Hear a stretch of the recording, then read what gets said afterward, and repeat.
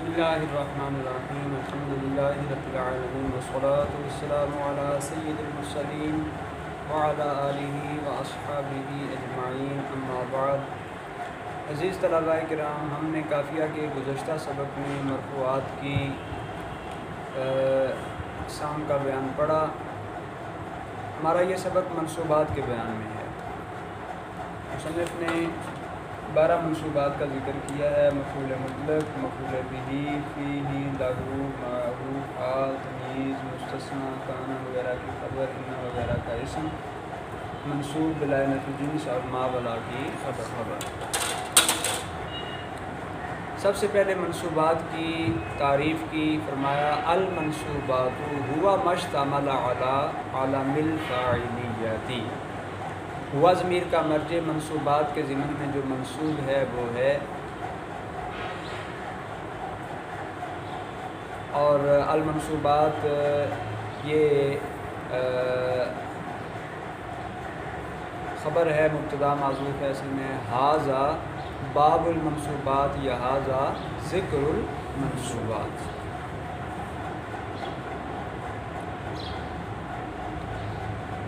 اچھا جی، تو منصوب کی تعریف کی۔ منصوب وہ اسم ہے جو مفعولیت کی علامت پر مشتمل ہو۔ مفعولیت کی علامت حرکت کی صورت میں کیا ہے؟ نصب، اور حرف کی صورت میں کیا ہے؟ تثنیہ میں یا، اور جمع میں بھی یا۔ فمنہ المفعول المطلق۔ تعریف کے بعد آگے پھر اقسام کا بیان شروع کیا، اور منہ میں ضمیر کا مرجع یہی ما اشتمل علی علم المفعولیہ ہے، یہ خبر مقدم ہوگی، اور المفعول المطلق موصوف صفت مل کر مبتدا مؤخر۔ اور اس میں فا جو ہے یہ تفسیر کے لیے ہوگی، یعنی ان کی پھر آگے تفسیر یہ ہے کہ منصوبات میں سے ایک مفعول مطلق ہے، منصوبات یعنی جو مفعولیت کی علامت پر مشتمل ہے۔ اب سوال یہ ہے کہ مصنف نے منصوبات کی بقیہ اقسام کو چھوڑ کر مفعول مطلق کو مقدم کیوں کیا؟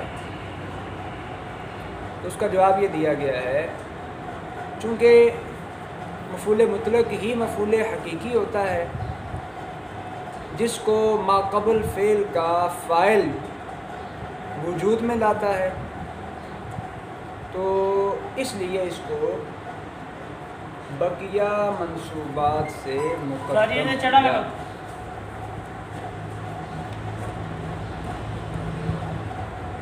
اچھا جی،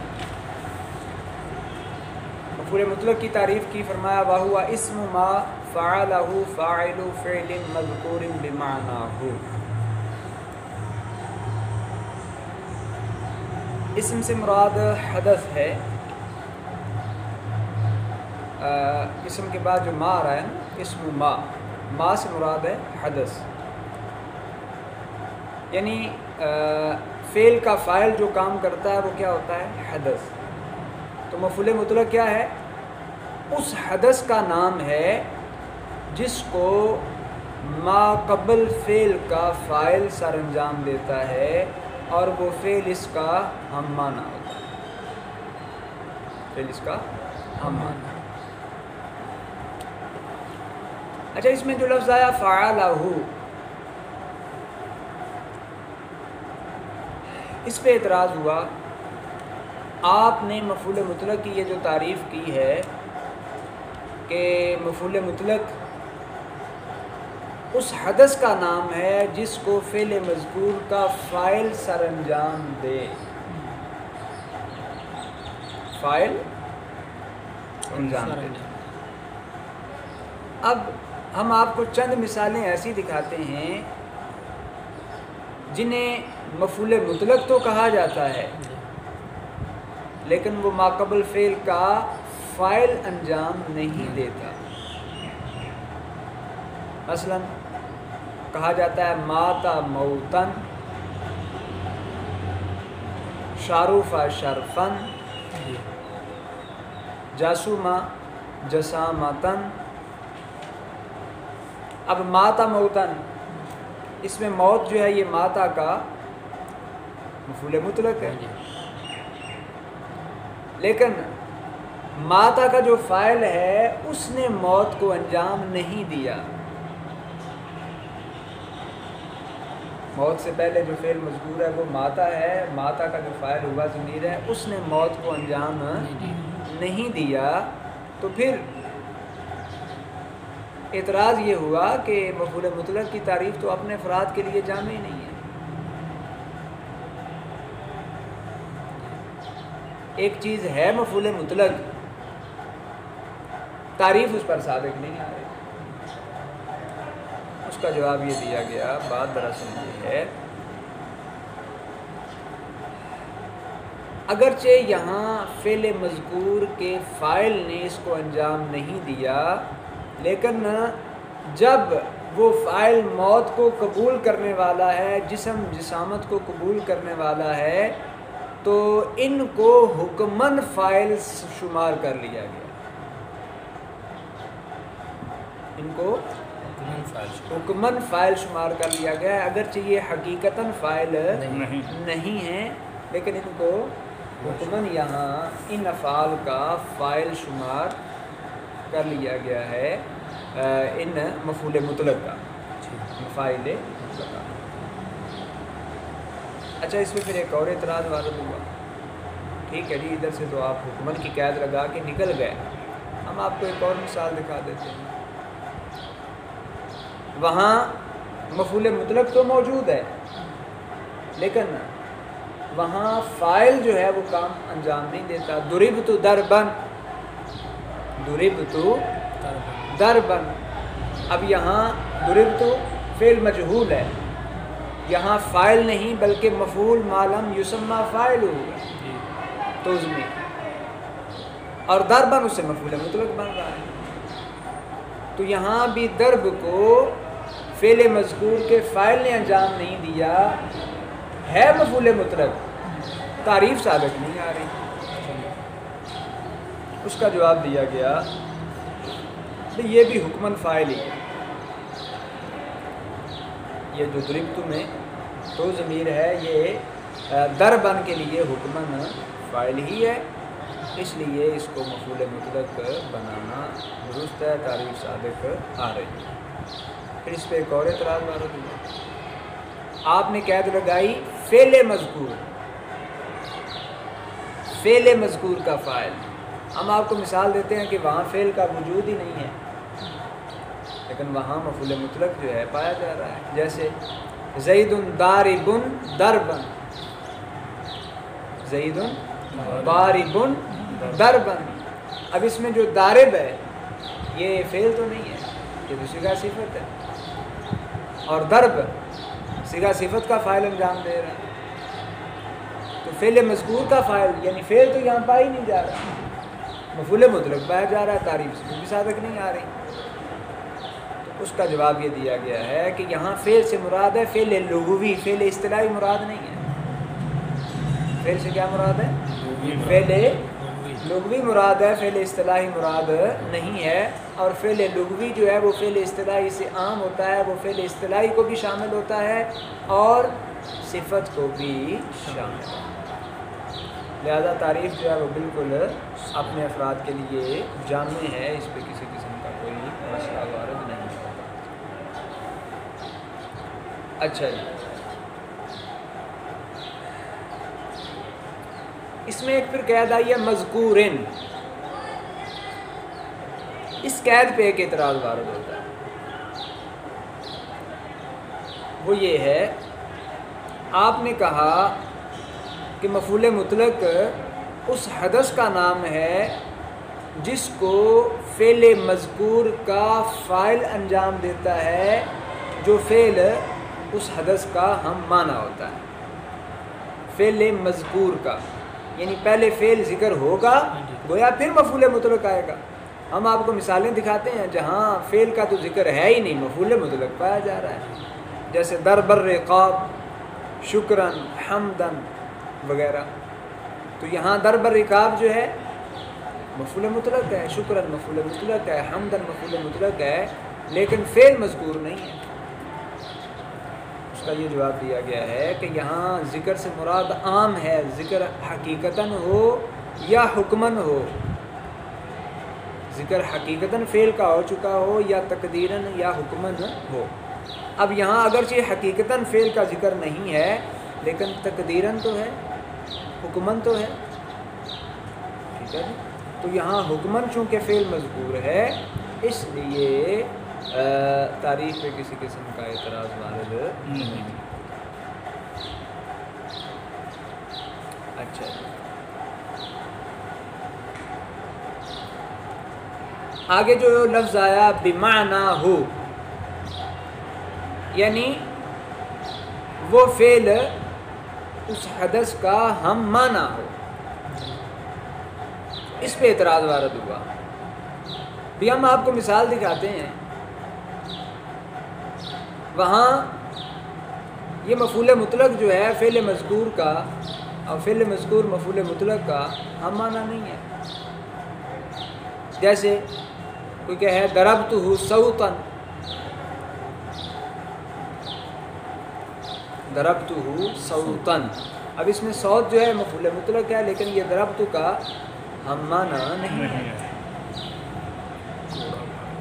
اس کا جواب یہ دیا گیا ہے اصل میں یہ قائم مقام مصدر ہے اور نوعی معنی دے رہا ہے، جس طرح آگے آ رہا ہے نا قد یکون للتاکید والنوع والعدد، یہ مفعول مطلق کبھی تاکید کے لیے ہوتا ہے، کبھی نوع کے لیے، کبھی عدد کے لیے۔ تو اس میں صوت جو ہے یہ نوع کے لیے ہے، اور یہاں اصل میں مضاف کو حذف کر کے مضاف الیہ کو اس کا قائم مقام بنایا گیا ہے۔ اس کی تقدیری عبارت ہے ضربتہ ضرب صوت، لہذا یہاں بھی اعتراض وارد ہے۔ تو یہ مفعول مطلق کی تعریف ہے جو اپنے افراد کے لیے جامع ہے، اور اس پر یہ جو مختلف قسم کے اعتراضات وارد ہوئے ان کے جوابات موجود ہیں، جن کی روشنی میں یہ معلوم ہوتا ہے کہ مفعول مطلق کی تعریف بالکل درست ہے۔ وقد یکون للتاکید والنوع والعدد نحو جلست جلوسا وجلستا وجلستا، اس عبارت سے غرض ماتن مفعول مطلق کے استعمال کی تقسیم بیان کرنا ہے کہ مفعول مطلق تین طرح سے استعمال ہوتا ہے، تاکید کے لیے، نوع کے لیے، عدد کے لیے۔ یعنی تاکید کے لیے جہاں ہوگا وہاں اس کا مفہوم فعل کے مفہوم سے زائد نہیں ہوگا۔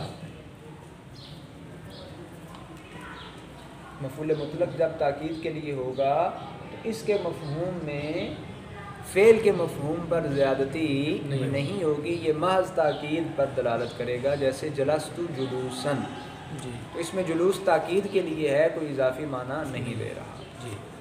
اور جہاں نوع کے لیے ہوگا وہاں وہ فعل کی بعض انواع پر دلالت کرے گا۔ مثلا کو کہے جلست جلساتن، جیم کے کسرہ کے ساتھ، بیٹھنے کی ایک نوع، بندہ مختلف طریقوں سے بیٹھتا ہے تو جلسہ ایک خاص بیٹھنے کا طریقہ، اس کی طرف اشارہ ہوگا۔ اور جلست جلساتن جب عدد کے لیے ہو تو اس وقت یہ جلسہ مثال بنے گی، یعنی میں ایک بار بیٹھا، ٹھیک ہے۔ جلسہ ایک بار بیٹھنے پر دلالت کرے گا، اگر تثنیہ جمع لے کے آئیں تو پھر 2-3 بار یا اسی حساب سے جتنی بار بندہ بیٹھے اس کو بیان کرنے کے لیے۔ فالاول لا یثنى ولا یجمع بخلاف اخویہ، اب یہ جو پہلی نوع ہے، پہلی مفعول مطلق کے استعمال کی پہلی صورت تاکید، فرمایا کہ اس کا تثنیہ بھی نہیں آتا، اس کا جمع بھی نہیں آتا، برخلاف اس کی باقی دونوں قسموں کے یا خواہ کے، یعنی نوع اور عدد کے، کہ ان کا تثنیہ اور جمع آ جاتا ہے، استعمال ہو جاتا ہے۔ جیسے کوئی کہتا ہے جلست جلساتین، جلست جلساتن، تو اس میں تثنیہ بھی آ جاتا ہے، جمع بھی آ جاتا ہے۔ وقد یکون بغیر لفظی نحو قعدت جلوسا، کبھی کبھی ایسا بھی ہوتا ہے کہ مفعول مطلق ما قبل فعل کا ہم لفظ نہیں ہوتا، سابقہ مثالیں جو اس بات پر دلالت کر رہی ہیں کہ مفعول مطلق اور سابقہ فعل دونوں کا مادہ ایک ہی ہے، اور کبھی کبھی ایسا بھی ہوتا ہے کہ مادہ مختلف ہوتا ہے، جیسے قعدت جلوسا، معنی ایک ہی ہوگا، تعریف میں معنی کی قید لگائی تھی، لفظ کی قید نہیں لگائی، تو اسی بات کی طرف اشارہ تھا کہ مادے کا اختلاف دونوں میں ہو سکتا ہے، البتہ معنی کا اختلاف نہیں۔ اچھا جی، یہاں تک تو اس کے استعمال کے حوالے سے مختلف صورتیں بیان کی، اور اس اعتبار سے کہ یہ ماقبل فعل کا ہم مادہ بھی ہو سکتا ہے اور ہم معنی بھی۔ آگے اس کے کچھ احکام بیان کر رہے ہیں حذف کے اعتبار سے۔ اس کا عامل فعل جو ہوتا ہے اس کو حذف کر دیا جاتا ہے، اور یہ حذف جوازن بھی ہوتا ہے، وجوباً بھی۔ وجوباً میں پھر دو صورتیں ہوتی ہیں، سماعاً بھی ہوتا ہے، یعنی اہل عرب سے سننے پر اس کا تعلق، سننے سے تعلق ہوتا ہے، اور قیاساً یعنی وہاں کوئی قاعدہ موجود ہوتا ہے جس کی یہ تفصیل آپ کے سامنے ہے، ہم دیکھتے ہیں۔ فرمایا وقد يحذف الفعل لقيام قرينة جوازا كقولك لمن قدم خير مقدم۔ کبھی کبھی ایسا ہوتا ہے کہ مفعول مطلق کے فعل کو قرینہ کے پائے جانے کی وجہ سے جوازی طور پر حذف کر دیا جائے۔ جیسے کوئی سفر سے آئے تو آدمی صرف اسے اتنا ہی کہے خیر مقدم، قدمتا قدومن، یہ نہ کہے، یہ جائز ہے، کیونکہ اس کا آنا جو ہے یہ قرینہ ہے یہاں فعل کے حذف۔ ووجوباً، اور کبھی کبھی مفعول مطلق کے عامل فعل کو وجوبی طور پر حذف کیا جاتا ہے۔ اب وجوب میں پھر آگے تفصیل ہے، سماعاً اور قیاساً۔ سماعاً کی چند مثالیں دی، فرمایا مثل سقیا ورعیا وخیبتا وجدعا وحمدا وشکرا وعجبا۔ اہل عرب ان تمام مصادر کو، تمام مفاعل مطلقہ کو بغیر عامل فعل کے ہی پڑھتے ہیں، تو جب ان سے سنا ہی ایسے گیا ہے تو یہاں سماعی طور پر عامل فعل کو حذف کرنا واجب ہے۔ اصل میں ہے سقاک اللہ سقیا، رعاک اللہ راعیا، خاب خیبتا، جدع جدعا، حمد حمدا یا حمدت حمدا، شکرت شکرا اور عجبت عجبا۔ ان تمام مثالوں کے اندر مفعول مطلق کو حذف کیا۔ اچھا جی، وقیاساً فی مواضع، چند جگہیں ایسی ہیں جہاں مفعول مطلق کے عامل فعل کو قیاسی طور پر حذف کیا جاتا ہے، یعنی وہاں کوئی قاعدہ، اصول، ضابطہ موجود ہوتا ہے۔ یہاں مصنف نے 6 جگہ بیان کی ہیں، ان میں سے پہلی جگہ یہ ہے، فرمایا منہا ما وقع مثبتا بعد نفی او معنی نفی داخل علی اسم لا یکون خبرا عنہ او وقع مقررا نحو ما انت الا سیرا وما انت الا سیر البرید وانما انت سیرا وزید سیرا سیرا۔ اس پہلی جگہ کے ضمن میں 3 چیزوں کا ذکر کیا ہے۔ مفعول مطلق خود مثبت واقع، یعنی وہ جو مصدر ہے جو مفعول مطلق بن رہا ہے وہ کیا ہو، مثبت ہو، لیکن مثبت اولاً ہی نہیں، بعد نفی، نفی کے بعد آیا پھر اسے مثبت کیا گیا ہے، او معنی نفی، یا معنی نفی کے بعد آیا پھر اسے مثبت کیا گیا۔ نفی کے بعد آئے تو مثبت کیسے، یعنی اللہ کے بعد اس بات آ گیا، شروع میں نفی آئی، اللہ نے آ کر اس نفی کو ختم کر دیا۔ معنی نفی یعنی انما کے ساتھ اس کا استعمال ہوا۔ اچھا، داخل علی اسم، وہ نفی یا معنی نفی کس پر داخل ہیں؟ اسم پر، اسم پر، یعنی اسی اسم پر. کون سا اسم؟ جو مفعول مطلق.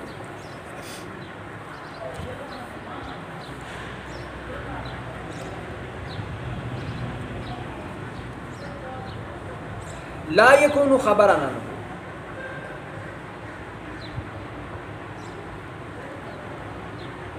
یہ نفی اور معنی نفی ایسے اسم پر داخل ہوں کہ وہ مفعول مطلق اس اسم کی خبر نہ بن سکتا. یعنی یہاں نفی اور معنی نفی مصدر پر نہیں بلکہ مصدر سے پہلے ایک اسم پر داخل ہوں گے کہ اس اسم کی مصدر خبر نہیں بنے گا. مصدر اس اسم کی خبر نہیں بنے گا تو وہاں کیا ہوگا؟ مفعول مطلق کا عامل فعل وجوبی طور پر قیاساً محذوف ہے.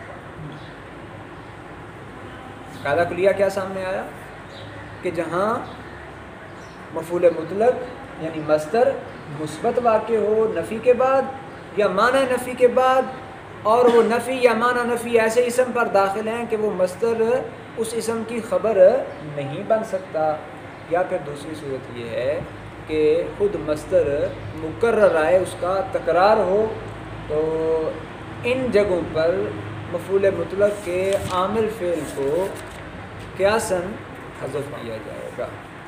مثالیں دی: ما انت الا سیرن وما انت الا سیر البریدی. اب ما انت الا سیرن، ما کے بعد الا آیا، سیر مثبت، نفی کے بعد مثبت ہو گیا. دوسرا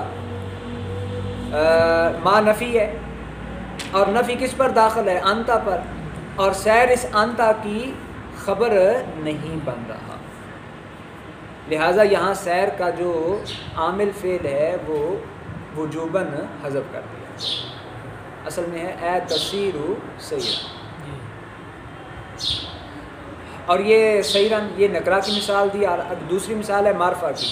ما انت الا سیر البریدی، مضاف مضاف الیہ مل کر یہ معرفہ ہے، اور باقی ساری چیزیں وہی ہیں کہ یہ نفی کے بعد مثبت ہو گیا ہے اور نفی ایسے اسم پر داخل ہے کہ سیر البرید اس اسم کی خبر نہیں بنتا.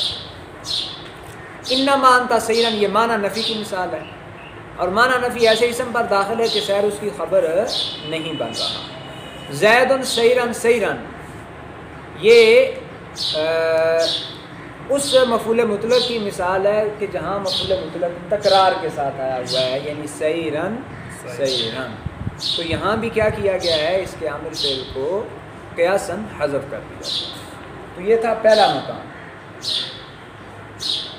اس کے بعد آگے جی دوسرا مقام جہاں مفعول مطلق کے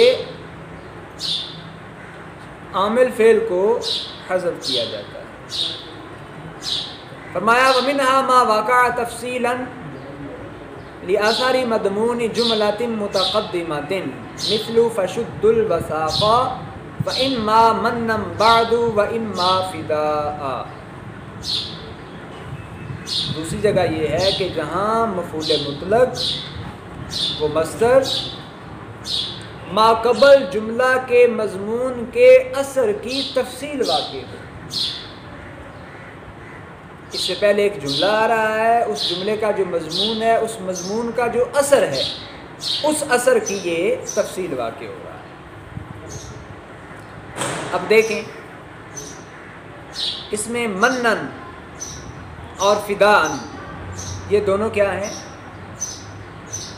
منن اور فدان یہ دونوں مفعول مطلق ہیں، اور یہ دونوں تفصیل بیان کر رہے ہیں ما قبل جملہ کے مضمون کے اثر کی. جملہ کیا ہے؟ حتی اذا اسخنتموہم فشدوا الوثاق، یعنی فشد الوثاق پھر تم نے کیا کرنا ہے؟ بیڑیوں کو مضبوطی سے باندھ دینا ہے. بیڑیوں کو مضبوطی سے باندھ دو. تو شد الوساق یہ ماقبل جملہ ہے. اس جملہ کا مضمون کیا سامنے آیا؟ مضمون ہے بیڑیاں باندھنا. اور اس کا اثر کیا ہے؟ اثر کیا ہے؟ یا تو پھر احسان کر کے بیڑیاں کھول دینا، یا پھر کیا کرنا؟ فدیہ لے کے چھوڑ دینا، اور یا پھر یہ ہے کہ انہیں غلام بنا لینا. یہ ہے ماقبل جملہ کے مضمون کا اثر. مضمون کیا ہے؟ بیڑیاں باندھنا، اور اس کا اثر کیا ہے؟ کھولنا، فدیہ لینا، غلام بنانا. اب کیا کیا؟ اما منن بعد و اما فدان. یہاں منن اور فدان اسی جملہ کے مضمون کے اثر کی تفصیل بیان کر رہے ہیں. تو یہاں بھی ان کے عامل فعل کو حذف کرنا واجب ہے. اصل میں ہوگا فَإِمَّا تَمُنُّونَ مَنًّا، ٹھیک ہے جی، وَإِمَّا تَفْدُونَ فِدَاءً. اس کے بعد تیسری جگہ بیان کی وَمِنْهَا مَا وَقَعَ لِتَشْبِيهِ عِلَاجًا بَعْدَ جُمْلَةٍ مُشْتَمِلَةٍ عَلَىٰ اسْمٍ بِمَعْنَاهُ وَصَاحِبِهِ نَحْوُ مَرَرْتُ بِهِ فَإِذَا لَهُ صَوْتٌ صَوْتَ حِمَارٍ وَصُرَاخٌ صُرَاخَ ثَقْلَىٰ.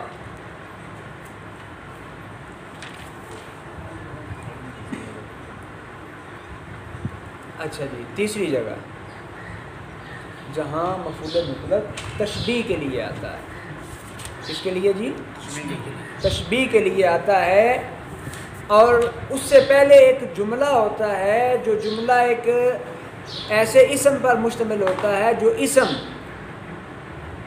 ایسے اسم پر مشتمل ہوتا ہے جو اس کا ہم معنی، یعنی مفعول مطلق کا ہم معنی ہے وہ اسم، اور اس کے ساتھ اس کا صاحب بھی، یعنی اسم کا صاحب بھی موجود ہوتا ہے.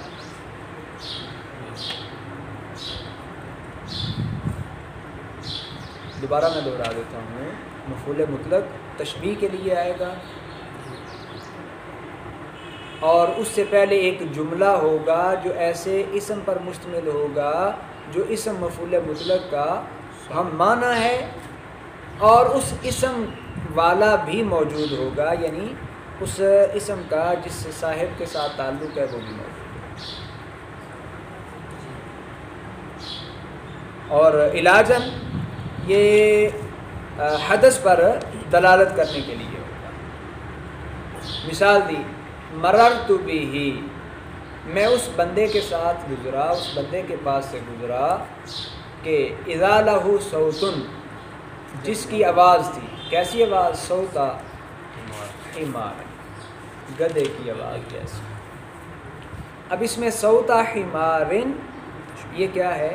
مفعول مطلق تشبیہ کے لیے آیا ہوا. اس سے پہلے جملہ کیا ہے؟ اذا لہ صوتن، لہو صوتن،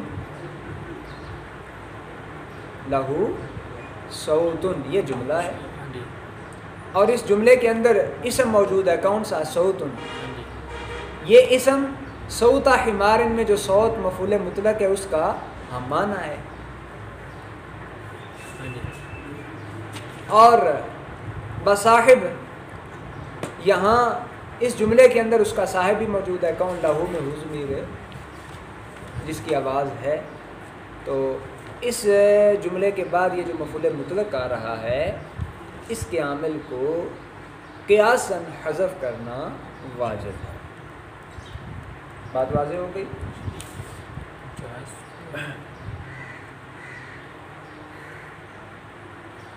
ہاں جی،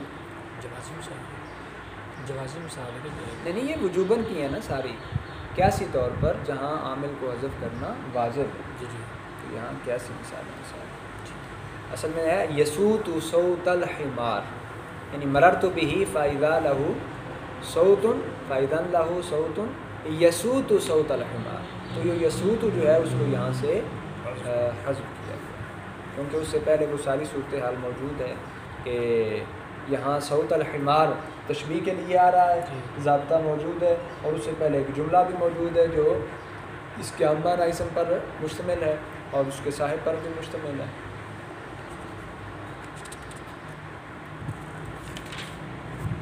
اسی طرح مررت به فإذا له صراخ صراخ الثقلا، یہ بھی اسی کی مثال ہے، صراخ صراخ الثقلا، اس میں بھی ساری صورتحال بولی۔ چوتھی جگہ ومنها ما واقع مضمون جملة لا محتمل لها غیره نحو له علی الف درہم اعترافا ویسمى تاکیدا لنفسه۔ مفعول مطلق جو ہے ایسے جملہ کا مضمون واقع ہو کہ اس جملہ کے لیے مفعول مطلق کے علاوہ کسی اور چیز کا احتمال ہو ہی نہیں سکتا، یعنی یہ جو مفعول مطلق ذکر کیا جا رہا ہے اس کے علاوہ کسی اور چیز کا اس جملہ کے مضمون میں احتمال نہیں ہو سکتا۔ جیسے کہ کہے لہو علی الف درہم، کہ فلاں کے میرے ذمے 1000 درہم ہیں، ساتھ ہی کہے اعترافاً، مطلب اس کا یہ کہنا کہ فلاں کی مجھ پر 1000 درہم ہے، یہ کیا ہے؟ اعتراف ہی ہے نا، تو اعترافاً ساتھ ذکر کر دے تو یہ لہو علی الف درہم جو جملہ ہے اس جملے کا مضمون ہوگا، اور اس جملے کا مضمون یہی بن سکتا ہے اعترافاً، کسی اور چیز کا یہاں احتمال نہیں ہو سکتا۔ جو یہ کہہ رہا ہے کہ فلاں کے مجھ پر 1000 درہم ہے، وہ اعتراف ہی کر رہا ہے، اعتراف کے علاوہ یہاں کوئی اور معنی کوئی اور احتمال نہیں ہو سکتا، اور اس کو تاکید لنفس ہی بھی کہا جاتا ہے۔ پانچویں جگہ ومنها ما واقع مضمون جملۃ لها محتمل غیرہ نحو زید قائم حقا ویسمى تاکیدا لغیرہ۔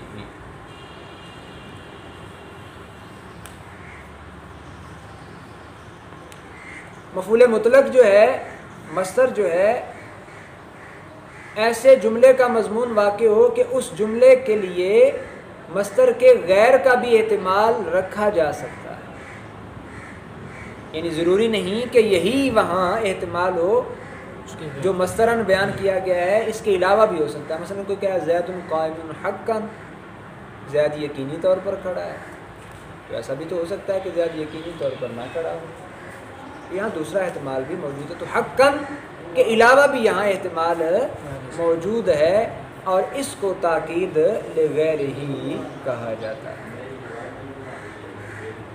لغیر ہی کیوں کہا جاتا ہے؟ اس لیے کہ یہاں غیر کا جو احتمال ہوتا ہے اس کو ختم کرنے کے لیے اسے ذکر کیا گیا۔ اور چھٹی صورت وَمِنْهَا مَا وَاقَعَ مُثَنًّى مِثْلُ لَبَّيْكَ وَسَعْدَيْكَ، جہاں مصدر جو ہے تثنیہ واقع ہو، مصدر کیا ہو؟ تثنیہ واقع، تو وہاں بھی کیا کیا جاتا ہے؟ اس کے عامل فعل کو قیاساً حذف کرنا واجب ہوتا ہے۔ جیسے لبئی کا، لبئی تثنیہ ہے، اسی طرح سعدی تثنیہ ہے، ضمیر کی طرف مضاف ہیں، تو ان کے عامل فعل کو یہاں حذف کرنا واجب ہے۔ ٹھیک ہے جی، الحمدللہ یہاں تک ہماری مفعول مطلق کے حوالے سے بات مکمل ہوئی۔ انشاءاللہ العزیز ہمارا اگلا سبق جو ہے وہ مفعول بہ منصوبات کی دوسری قسم کے حوالے سے ہوگا۔ اللہ رب العزت کی بارگاہ میں دعا ہے اللہ تعالیٰ